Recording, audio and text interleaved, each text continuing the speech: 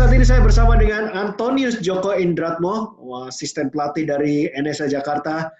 Gimana Coach Joko, gimana kabarnya? Kabar baik, semoga semua sehat semuanya. Ya, thank you. Kelihatannya baru ini ya, kondisinya lagi happy, lagi kenyang nih. Habis makan.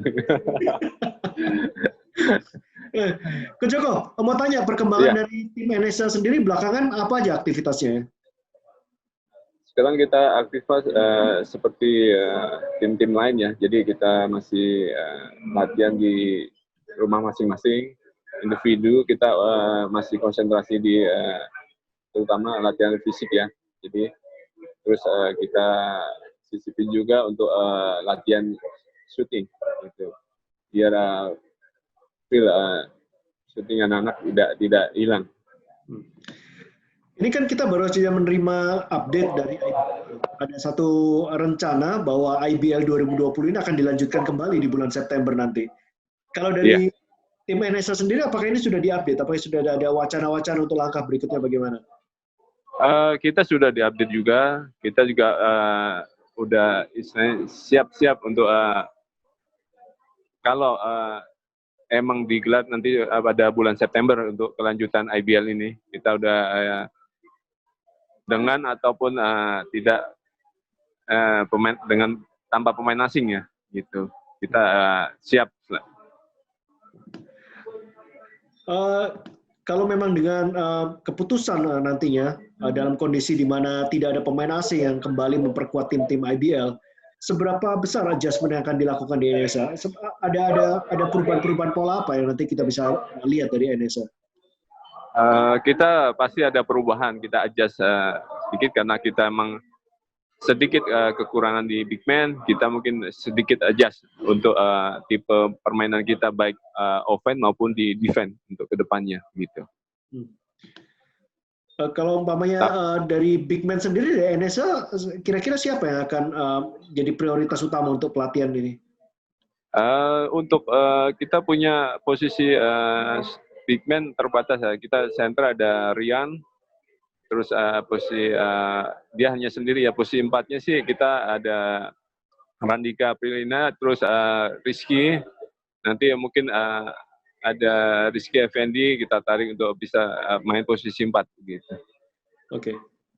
Tapi NSA bermain tanpa pemain asing ini kan sebenarnya semua tim IBL juga pernah mengalami ini ya, terutama waktu pre-season IBL kemarin di Piala Presiden.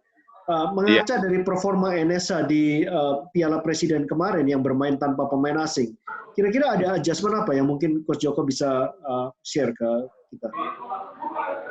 Kita harus memperbaiki paling utama defense ya, terutama kita di defense rebound. Kita mengaca di waktu Piala Presiden kita banyak sangat lemah di defense rebound, terutama karena kita kekurangan orang besar. Nah gitu kita harus kita push pemain untuk kedepannya istilahnya kita perkuat di defense rebound gitu.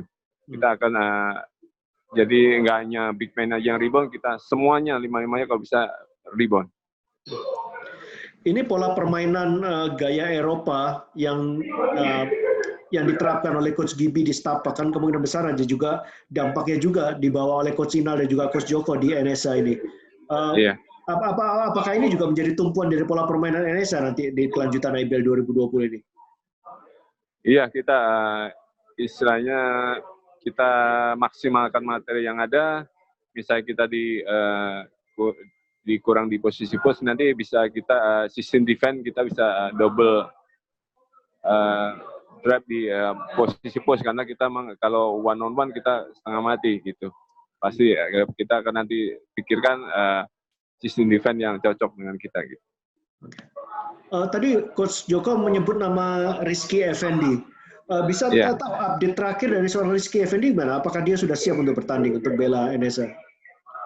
Sebenarnya waktu kemarin mau di Malang dia sudah ready ya, sudah siap. Tapi karena kita udah sampai Malang akhirnya tidak jadi tandingan IBL, akhirnya dia belum main juga.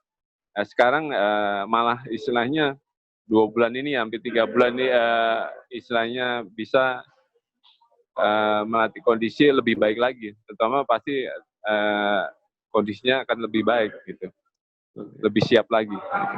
Oke. Coach, kita berbicara sendiri mengenai IBL 2020 ini ya. Salah satu tumpuan utama dari NSA kan adanya big man, seorang Mike Glover gitu. Coach Joko sendiri juga bermain di posisi big man ya selama karirnya bermain basket.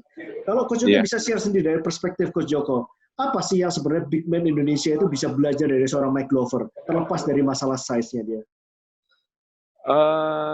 Istilahnya satu, big man harus satu, fighter ya. Kita big man harus, karena big man istilahnya di defend gitu ya, sebagai stop terakhir ya. Jadi harus tipe fighter defend. Misalnya. Terus dua, istilahnya berani main di post, area post. Karena kebanyakan sekarang sistem baru banyak pemain main banyak di luar gitu. Kita harusnya kita matangin dulu main di post, baru setelah di post matang baru kita sekalian main di outside. No problem, itu aja. Kembali tadi Coach mengenai pola yang diterapkan oleh Coach Inal yang di NSA ini, tentunya perputaran bola ini sangat krusial sekali ya untuk pergerakan bola ini untuk mengoffset istilahnya kekalahan dari postur ya istilahnya, kalau kita bisa minjam istilah itu. Dari NSA sendiri, siapa yang dipersiapkan untuk menjadi ball handler utama selain seorang Widi? Ball handler kita siapin Jan, kita harus second ball handler kita ya Jan. Terus nanti kita bisa push Pandey juga. Jadi Pandey bisa main ball handler, bisa jadi posisi 1-2 gitu. Karena emang hanya 3 pemain itu yang istilahnya ball handlernya baik. Oke. Coach, sebenarnya kalau boleh jujur aja, itu seberapa besar sih dampak dari nanti dampak dari absennya seorang Deshaun Wiggins ini, dan bagaimana kira-kira strategi dari NSA untuk mengatasinya? Dampak tentu sangat besar ya istilahnya, karena Mike dan Des itu 2 pemain yang kontribusinya besar baik di defense maupun di offense. 2 orang itu kita poinnya istilahnya pencetak poin terbanyak lah. Tapi kita push anak-anak untuk jangan merasa down. Kita akan push anak-anak untuk lebih step up ke depannya gitu. Istilahnya bebannya kan kita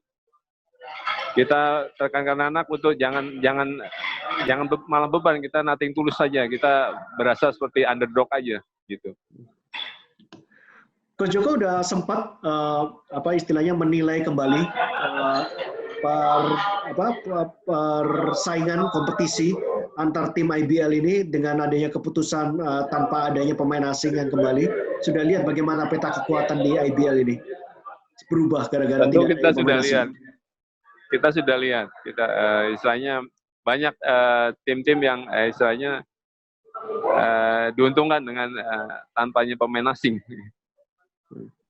Karena mereka mempunyai materi yang lebih kuat, lebih komplit. Oke.